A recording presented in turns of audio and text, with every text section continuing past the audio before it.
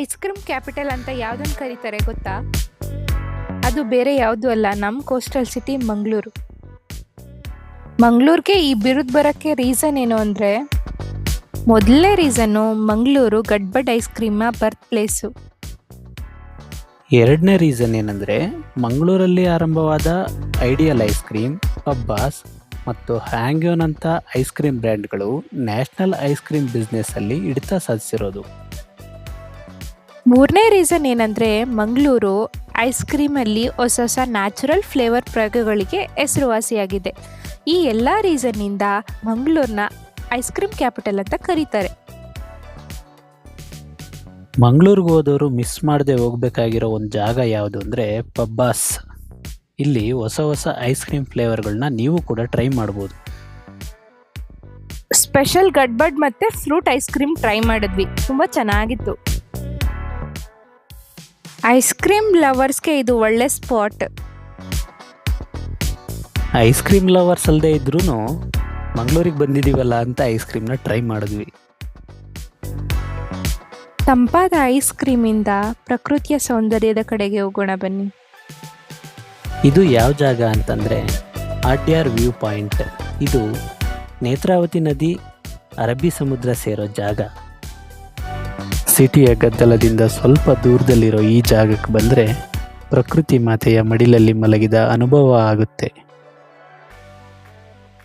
ಮಂಗಳೂರು ಸಿಟಿಗೆ ಹತ್ರದಲ್ಲಿರೋ ಇನ್ನೊಂದು ಸ್ಪಾಟೇ ಪಿಲಿಕುಳ ನಿಸರ್ಗಧಾಮ. ಪಿಲಿಕುಳ ಅಂದರೆ ಹುಲಿಕೆರೆ ಅಂತ ಅರ್ಥ. ಈ ಸ್ಥಳದಲ್ಲಿ ನೇಚರ್, ವೈಲ್ಡ್ ಲೈಫ್, ಎಂಟರ್ಟೈನ್ಮೆಂಟ್ ಎಲ್ಲವೂ ಒಂದೇ ಕಡೆ ಸಿಗುತ್ತೆ.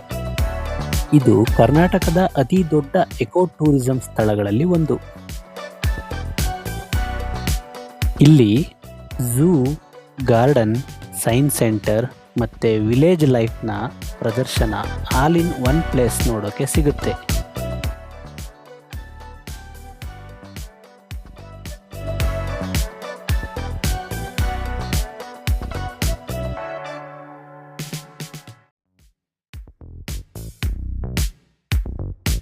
ಫ್ರೆಂಡ್ಸ್ ಅಥವಾ ಫ್ಯಾಮಿಲಿ ಜೊತೆ ಒಂದಿನ ಪೂರ್ತಿ ಕಳೆಯಲು ಇದು ಸೂಕ್ತವಾದ ಜಾಗ.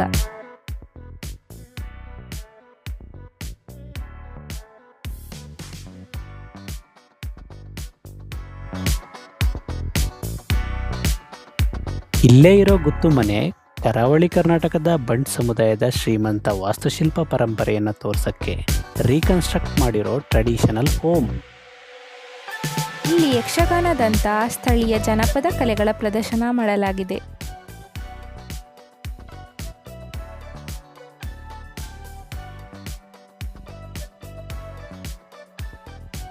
ಮಂಗಳೂರು ಸುತ್ತ ನೋಡ್ಬೋದಾದಂಥ ಜಾಗಗಳನ್ನ ಈ ವಿಡಿಯೋದಲ್ಲಿ ನಿಮಗೆ ತೋರಿಸಿದ್ದೀವಿ.